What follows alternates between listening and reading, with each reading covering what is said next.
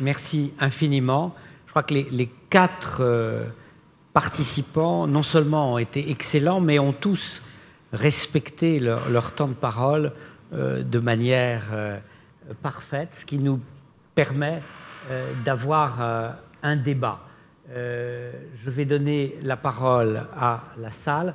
Jean de Kervasdoué l'a demandé. Je vous en prie. Bien, merci. Oui, je voudrais féliciter tous les intervenants et notamment vous, monsieur Thomas, je n'arriverai pas à prononcer le nom, mais merci. Bon, bref, oui. D'avoir eu pour nous un discours très inhabituel pour un représentant de l'industrie pharmaceutique et d'avoir bien aidé à faire la différence entre santé et médecine. Alors, je vais revenir très brièvement en rappelant deux ou trois choses. La première, s'il y a une unification dans le monde, c'est bien celle des microbes. Donc, et les microbes ont toujours accompagné les hommes. Dominique Moisy l'a rappelé. La grippe espagnole a fait le tour du monde en 3 mois. Aujourd'hui, la grippe fait le tour du monde en 3 jours, même quelquefois un peu moins. Et je crois que ce qui a été dit aussi, et par Dominique Moisy et par vous, devrait nous permettre de sortir du catastrophisme ambiant. C'est-à-dire qu'on vit une époque absolument extraordinaire. Nous avons gagné en Europe 55 ans d'espérance de vie depuis 2 siècles. La Chine a gagné 40 ans d'espérance de vie en 60 ans. Et vous avez tout à fait raison de dire que ceci est un signe du fonctionnement des sociétés. Ce matin, un de nos amis américains nous disait « Mais quels sont les signes des déclins de l'Empire américain ?» Il y en a au moins un qui est sa santé. Je rappelle qu'avant la guerre de 40, les Américains vivaient 6 ans de plus que les Européens et 15 ans de plus que les Japonais. Aujourd'hui, les Japonais vivent 5 ans de plus que les Américains et les Européens 3 ans de plus que les Américains. Et quand vous regardez certains États américains, comme la Louisiane, l'espérance de vie en Louisiane est inférieure à celle de l'État du Maroc. Et les Américains en Louisiane dépensent 4 000 $ par habitant. Les Vietnamiens en dépensent 80 et ont une espérance de vie à peu près identique à celle du Maroc. Alors je terminerai simplement en faisant une remarque, je crois, essentielle. Quand on regarde le débat santé et environnement, santé et médecine, ce qui compte d'abord, c'est la paix. Dominique Moisy l'a dit dans son introduction, l'espérance de vie a baissé de 10 ans en Côte d'Ivoire avec la guerre. Certains pays comme la Sierra Leone ou d'autres sont aujourd'hui à des niveaux qu'était l'Europe il y a 2 siècles. La deuxième chose, et peut-être l'essentiel, et ça a un lien avec ce que disait M. Lafont, c'est la ville.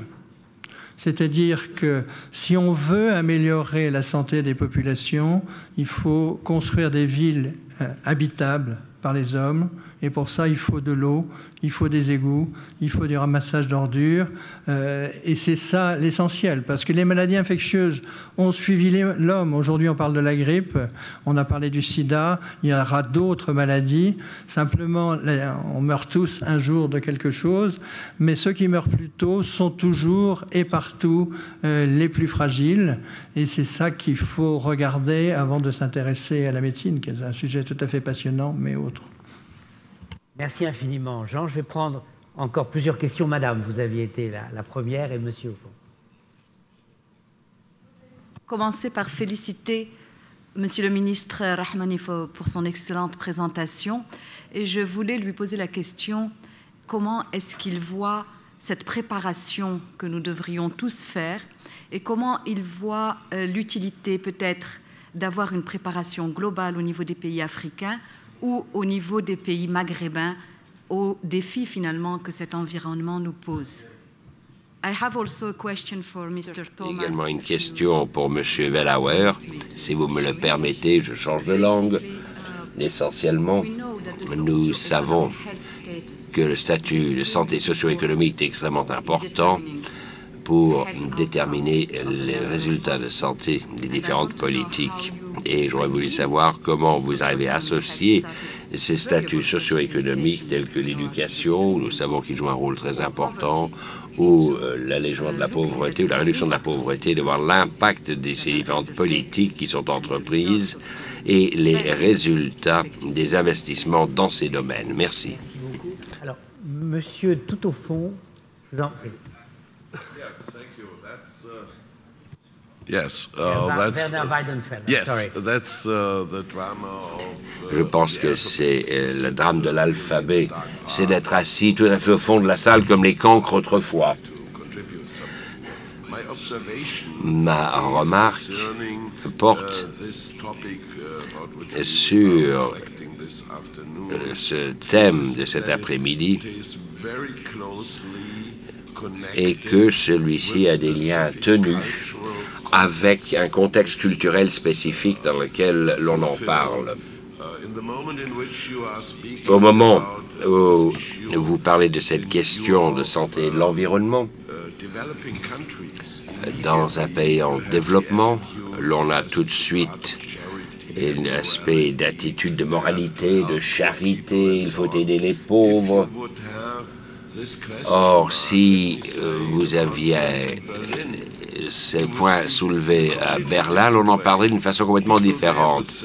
L'on vous dirait la santé, qui est une tendance clé de la société d'aujourd'hui. Le mode de vie, c'est le mode santé. Avec un changement démographique de la société, la santé devient la question la plus préoccupante pour la société. C'est l'élément qui a la croissance la plus rapide dans les marchés commerciaux. Donc, une attitude complètement différente et fait partie d'une révolution de technologie de pointe où l'on a une position très positive vis-à-vis de la haute technologie. La télémédecine, par exemple. Et la vitesse de changement la plus grande dans la médecine des pays en développement s'articule sur la télémédecine. Pourquoi est-ce que nous ne le faisons pas dans les pays en développement? Je vous en prie, oui. Et puis ensuite vous. Monsieur d'abord. Merci, Saïd Mouline. J'interviens en tant que président de la commission développement durable du patronat marocain. Et je voudrais remercier monsieur le ministre Rahmani pour ce plaidoyer pour l'Afrique. Hier, je disais que seuls 2% des projets enregistrés au niveau du mécanisme de développement propre du protocole Kyoto sont africains aujourd'hui. Et j'espère que ce package proposé dans le cadre prévu pour Copenhague, ce package africain, corrigera cette anomalie et surtout qu'il sera adopté. Je voudrais ajouter, monsieur le ministre, que nous, patronats algériens, marocains et tunisiens, avons mis en place un réseau des entreprises maghrébines de l'environnement et que ce réseau a mené des actions ensemble au niveau maghrébin. Et nous pensons que seules les entreprises qui seront les plus économes en matière d'eau, d'énergie, de matières premières perdureront. Monsieur le ministre, ce qui s'est passé au niveau privé, j'espère qu'un jour, et c'est ma question, il sera fait aussi au niveau public. Et je voudrais vous poser la question, est-ce que vous pensez que ça sera possible?